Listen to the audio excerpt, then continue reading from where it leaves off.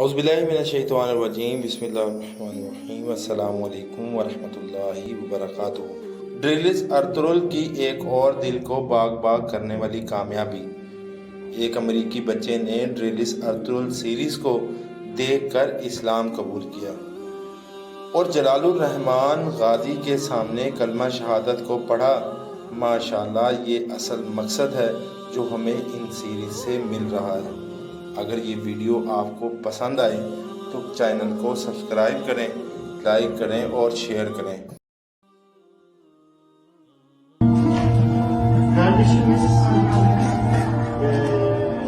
İslam'ı araştırmış, dislerinden etkilenmiş, tiyatronu izlemiş, sosyal medyadan da bakmış. Önce annesi İslam'la şereflenmiş, maşallah. Ve şimdi de oğlu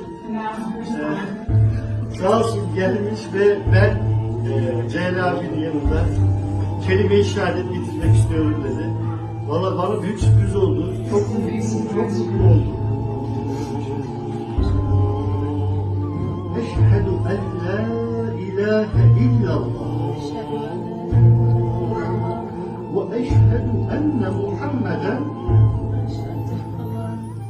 eşhedü enne Muhammeden abduhu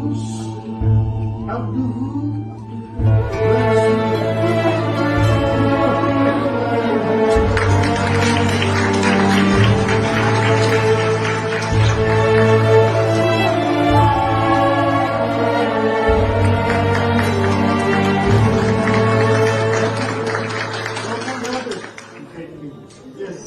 And you repeat after me. Say, I witness Muhammad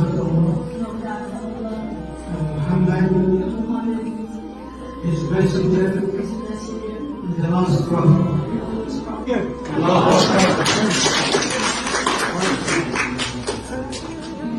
İslam'a çok güzel hizmetler kazandı. Allah razı olsun. Sen Müslüman oldun, bizim kardeşimiz oldun. Ne hissediyorsun? You're our Muslim brother now. How do you feel? I feel very good.